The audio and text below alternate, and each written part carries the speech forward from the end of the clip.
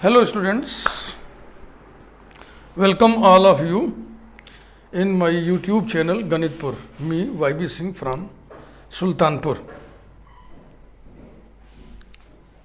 Today I start a new playlist, Center of Gravity by Integration. First video, and I give you sufficient foundation required for the study of center of gravity by integration. By integration means there will be huge application of integration. So we must have all the results as tools of integration. This is video number 502 and it is 26th May 2021 today. First of all, let us see the center of gravity definition. The center of gravity of a body is the point. एक एक word को ध्यान से पढ़िए, समझिए. मैं बार बार बच्चों को सिखाता हूं कि डेफिनेशन पढ़ने में कोई जल्दीबाजी नहीं किया करो, और डेफिनेशन से थियरी डेवलपमेंट तक की जो यात्रा है इसको भी आप धीरे धीरे पढ़ा करो, क्योंकि मैकेनिज्म इसी में छिपा होता है. The center of gravity of a body is the point at which the whole weight of the body can always be supposed to act at that point. Point at which the whole weight of the body can always be supposed to act. Note, ध्यान दीजिए. If a body is symmetrical about a line, then the center of gravity of the body must lie on the line of symmetry. हाँ, ये बहुत मार्के की चीज है. If there is a line of symmetry in the body, then the center of gravity of the body must lie on that line of symmetry. ठीक. अब बात उठती है centre of gravity by integration. ये इसका फॉर्मूला है. If x bar y bar is the center of gravity, means if x bar y bar are coordinates of the center of gravity of a system, then x bar is equal to integral x dash dm division integral dm, and y bar equal to integral y dash dm division integral dm, where x dash y dash is the center of gravity of the element and delta m is the mass of the element. Delta m element का mass है. यही delta m sign of integral के अंदर लिखाएगा तो dm लिखाएगा. ये व्यवस्था है Lebanese की कैलकुलस की. बस यही मेन चीज है. इसके बाद तो वैसे इंटीग्रेशन ही इंटीग्रेशन है, और निश्चित रूप से लिमिट दी रहेगी. यहाँ पर हमने फार्मूले में लिमिट नहीं लिखा है, लेकिन जब आप क्वेश्चंस करिएगा तो वहाँ लिमिट दिया रहेगा. इसका मतलब है सब डेफिनिट इंटीग्रल्स है. तो सबसे पहले हमें जानना क्या चाहिए? डेफिनिट इंटीग्रल की properties. Let us list all the properties of definite integrals.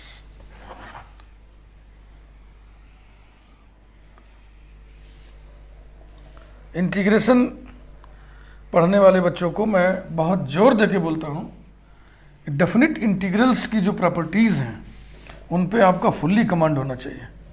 Fully command से मतलब वो आपको याद भी होने चाहिए और उन्हें अप्लाई करने की प्रैक्टिस भी आपके पास होनी चाहिए. जहाँ देखा सर अप्लाई करते चले गए. तो सबसे पहले हम लिखते हैं, लिस्ट करते हैं properties of definite integrals. Properties of definite integrals. शुरू की 4 प्रॉपर्टीज तो डेफिनेशन पे डायरेक्टली बेस्ड है. Properties of definite integrals. अब हम डेफिनेशन नहीं बता रहे, सिर्फ प्रॉपर्टीज लिस्ट कर दे रहे हैं.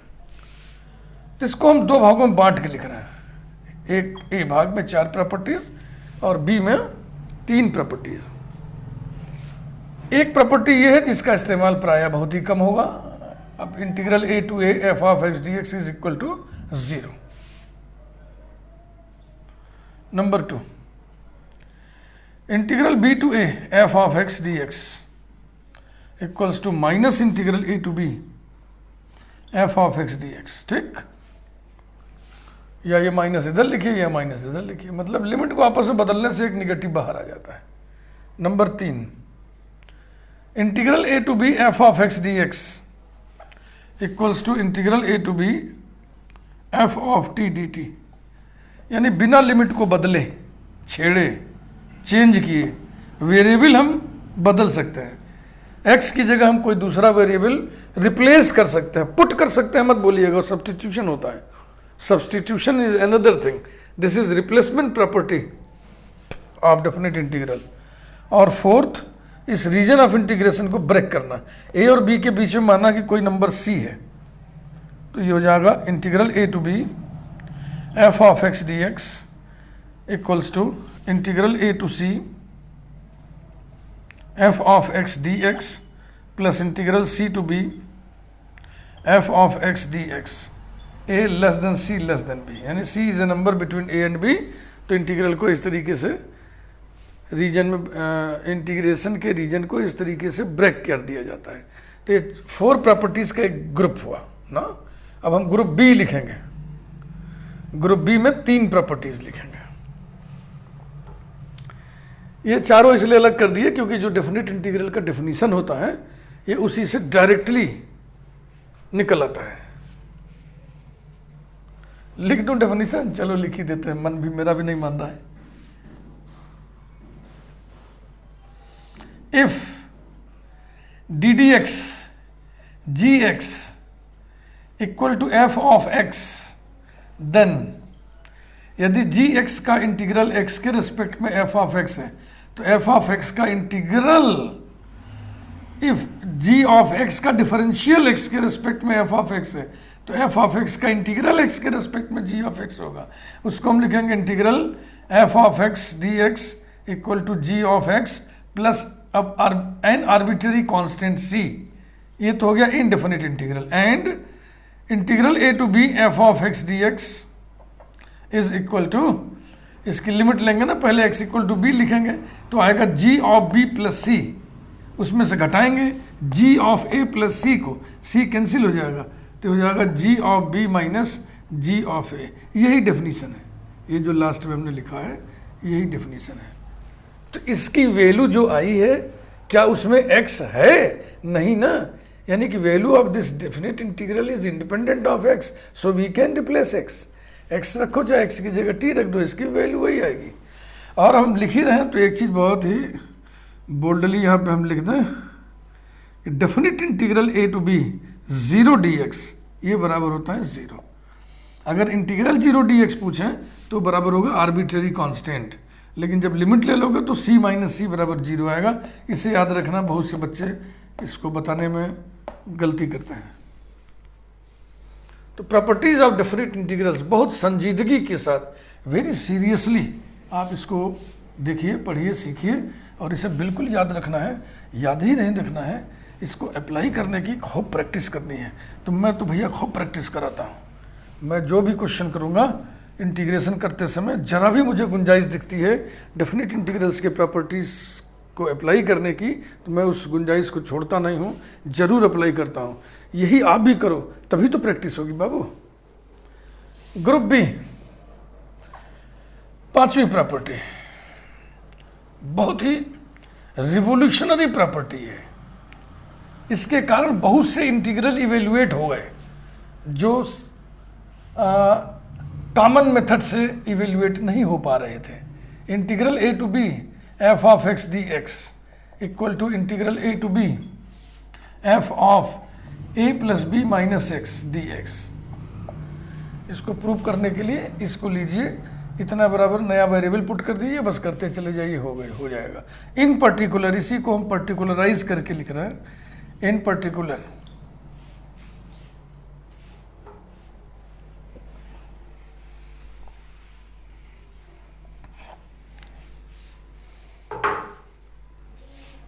लिमिट हम 0 टू a ले रहे हैं। ये a टू b था तो यहाँ a प्लस b था, 0 टू a है तो 0 प्लस a रहेगा।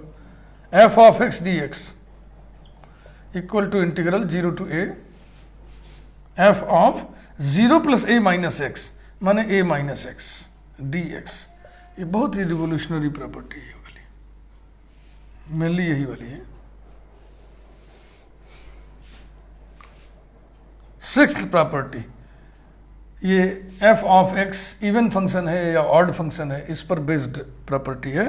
Integral minus a to a f of x d x equals to integral 2 into integral 0 to a, 2 से मल्टीप्लाई करके लिमिट 0 टू ए कर दिया, F of x d x. शर्त क्या होगी? If f of x is even function of x, यानी if f of minus x equal to f of x, and the value of this integral will be 0 if f of x is odd function of x, means if f of minus x equal to minus f of x. And last property, seventh property, integral 0 to 2a f of x dx equal to 2 integral 0 to a, 2 से multiply करके lower limit तो वही रहा, upper limit को आधा कर दिए, f of x d x. शर्त है इस पर, कंडीशन है, if f of upper limit minus x equal to f of x, यानी फंक्शन में एक्स की जगह अपर लिमिट माइनस एक्स रखने से कोई प्रभाव ना पड़े, बराबर हो गए दोनों, तो कहाँ प्रभाव पड़ा?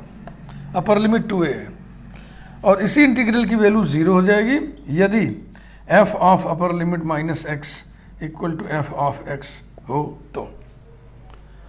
इसके बाद एक प्रॉपर्टी पीरियोडिसिटी पे भी, पीरियड पे भी आधारित होती है, जिसको हम लिस्ट नहीं कर रहे हैं क्योंकि हमें उसकी कोई ज़रूरत नहीं है।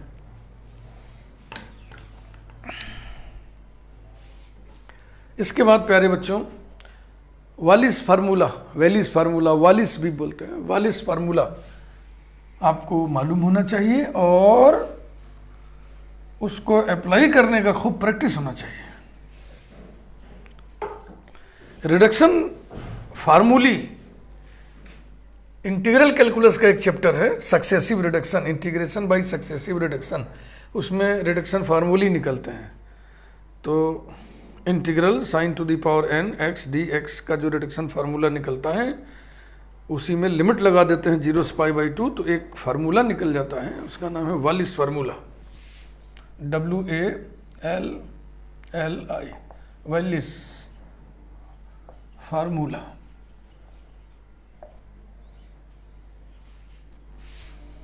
Integral 0 to π/2 sine x power n dx equal to integral 0 to π/2। ये जो प्रॉपर्टी भी बता रहे थे, रिवोल्यूशनरी प्रॉपर्टी, इसको हम कर रहे थे, तो x की जगह क्या लिखोगे?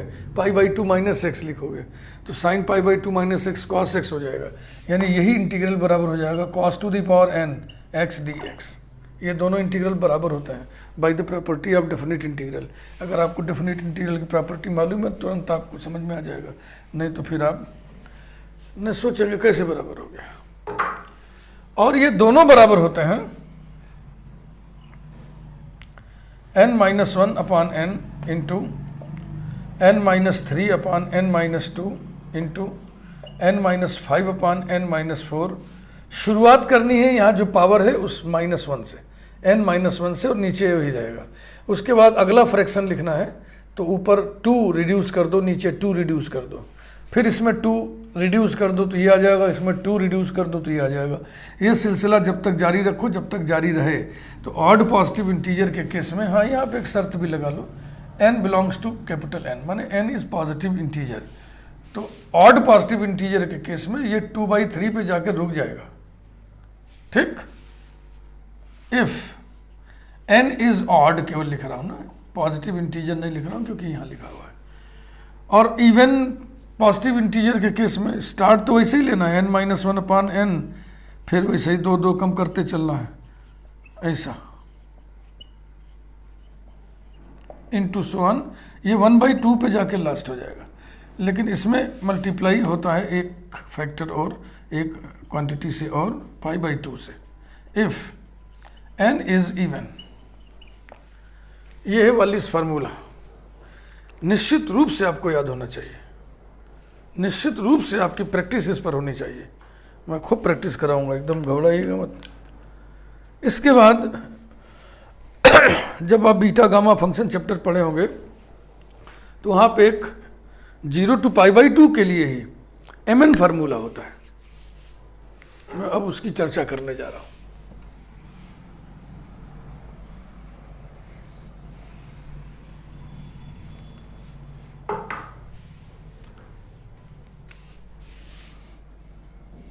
हाँ, एक नाम देने के लिए उसको एम एन फार्मूला नाम दे दिया गया है। एम और एन पावर रहेगा क्रमशः साइन कॉस पे या कॉस साइन पे। M n formula integral 0 to π/2 sine to the power m x into cos to the power n x d x. ये वेलिस फार्मूला में चाहिए रहेगा अकेले अकेले। दोनों जब प्रोडक्ट के रूप में आ गए तब वेलिस फार्मूला नहीं लगेगा। फिर वेलिस फार्मूला है उसके लिए भी, लेकिन बहुत ही कॉम्प्लिकेटेड है, उसको ना लगाना ही ठीक है। तो ये ठीक है, ये फार्मूला ठीक है। ये क्या ठीक है, इसकी क्या वैल्यू होती है, गामा m+1/2 m+1 का आधा into gamma n+1/2 upon 2 gamma m+n+2/2, यानी इसको जोड़ के तब बाई 2 करना है, यही फार्मूला है। तो अब गामा फंक्शन इन्वॉल्व हो गया, तो गामा फंक्शन का बेसिक आइडिया आपको होना चाहिए। वो बेसिक आइडिया मैं लिख दे रहा हूँ। पहले तो मैं डेफिनेशन ही लिख दे रहा हूँ। Gamma n equal to integral 0 to ∞ e to the power -x x to the power n-1 dx। n is positive.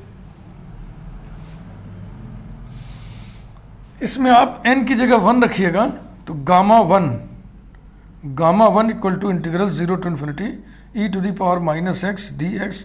और इसे खूब पहचानना चाहिए आपको, इसकी वैल्यू 1 आती है।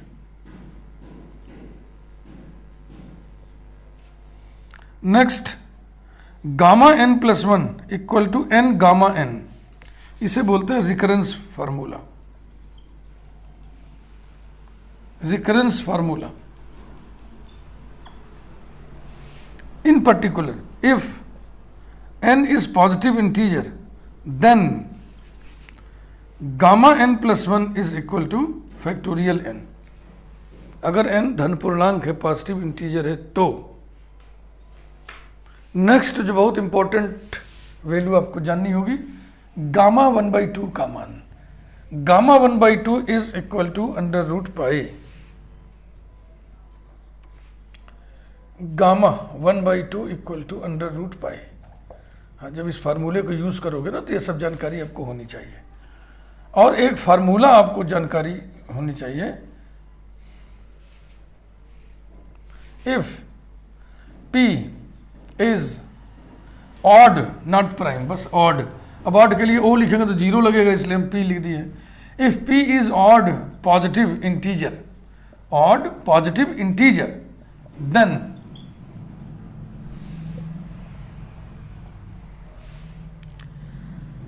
Gamma p/2 equal to p-2/2 into p-4/2 into p-6/2 into so on into 1/2 gamma 1/2।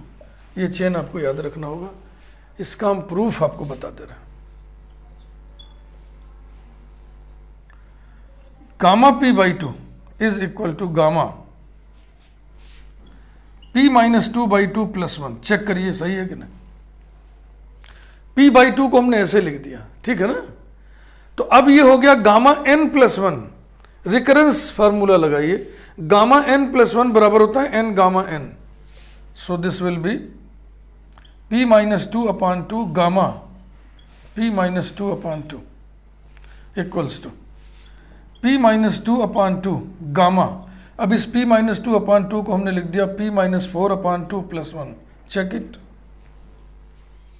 Gamma के अंदर जो लिखा है यही है, हाँ यही है। और ये सिचुएशन अब आ गई रिकरेंस रिलेशन की, गामा n+1। तो गामा n+1 को फिर लिखिए n गामा n, यानी कि हो जाएगा p-2/2 into p-4/2 into gamma p-4/2 equals to p-2/2 into p-4/2 into gamma p-4/2 को मैंने लिख दिया p-6/2 + 2। चेक करिए इसकी वैल्यू कितनी आएगी, उतनी तो आएगी ना। फिर ये हो गया गामा n+1, सॉरी ये +1 रहेगा भाई, ये गामा n+1 हो गया, गामा n+1। तो इसकी वैल्यू कितनी होगी n gamma n। This is equal to p minus 2/2 into p minus 4/2 into p minus 6/2 gamma p minus 6/2 continuing we have, ऐसे ही जारी रहते हुए, कंटिन्यूइंग वी हैव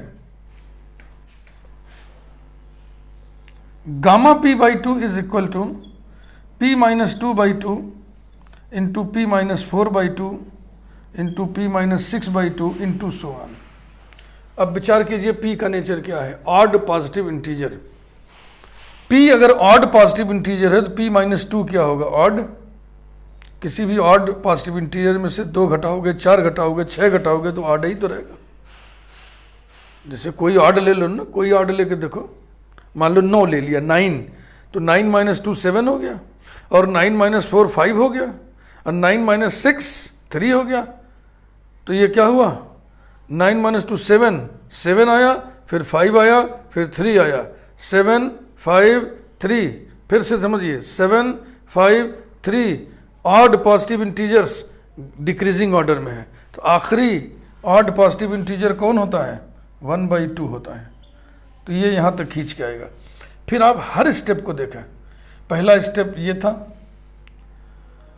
दूसरा स्टेप ये था, हाँ जो कंक्लूडिंग स्टेप था, तीसरा कंक्लूडिंग स्टेप ये है। हर स्टेप में फ्रैक्शन है और लास्ट में एक गामा है, फ्रैक्शन है और लास्ट में गामा है, फ्रैक्शंस है लास्ट में गामा है। लास्ट वाला गामा किसका गामा है, आखिरी फ्रैक्शन का गामा है। देख लो, जो आखिरी फ्रैक्शन है उसी का गामा है, जो आखिरी फ्रैक्शन है उसी का गामा है। इसमें वही है ही है तो उसका गामा है। तो इसमें गामा किसका आ जाएगा, आखिरी फ्रैक्शन 1/2 है तो ये 1/2 का आ जाएगा। ये है बच्चा। और फिर गामा 1/2 की वैल्यू हम लिख देंगे √π। इसकी बड़ी ज़रूरत पड़ेगी, इसलिए हम बहुत प्यार से इसको सब लिखा रहे हैं और इसका प्रूफ भी पढ़ा दे रहे हैं।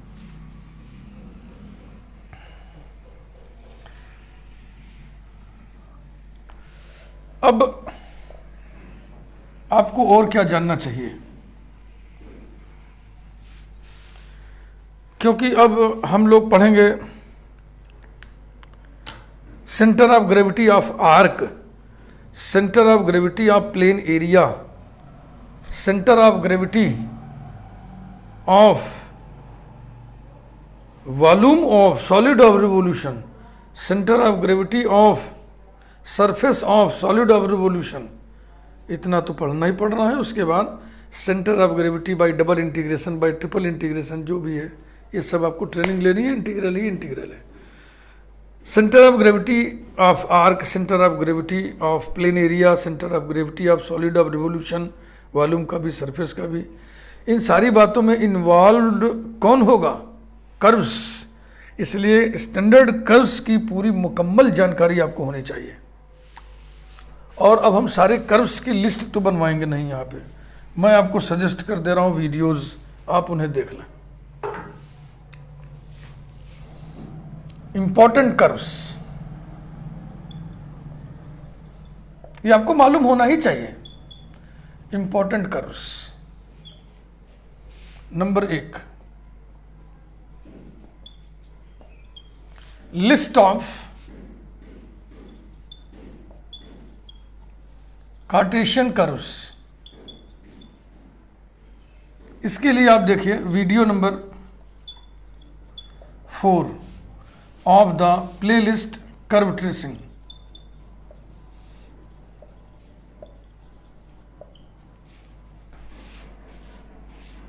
ऐसे लिख दीजिए। Number 2, list of polar curves. See video number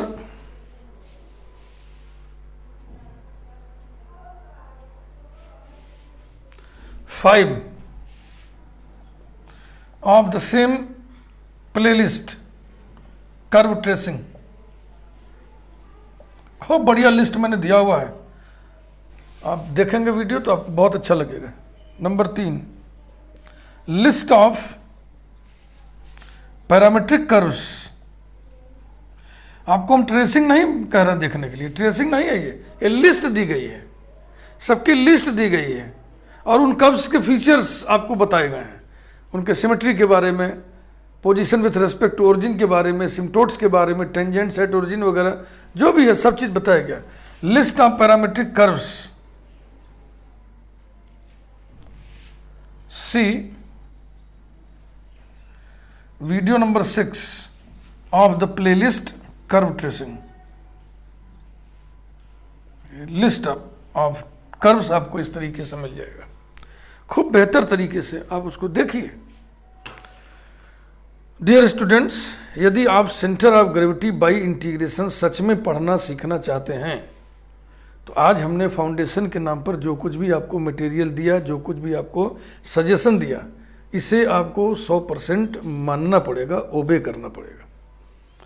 हाँ, यदि आप सीखना चाहते हैं तो, अदरवाइज जैसी आपकी इच्छा। इंटीग्रेशन मजबूत होना चाहिए। इस मुद्दे पर मैं अर्ज करता हूं कि कुछ बच्चों का इंटीग्रेशन थोड़ा कमज़ोर होता है, तो वो बच्चे घबराएंगे नहीं, मैं हूं ना, मैं आपको सिखाऊंगा। लेकिन जो मैं कह रहा हूं कि ये याद कर लो, ये तो आप काम कर लो। सेंटर ऑफ ग्रेविटी का फार्मूला, सेंटर ऑफ ग्रेविटी का डेफिनेशन, ठीक है ना, और properties of definite integral, Wallis formula, MN formula, और ये सब कर्व्स की लिस्ट, इतना याद तो कर लो। याद करना तो आपका काम है भाई।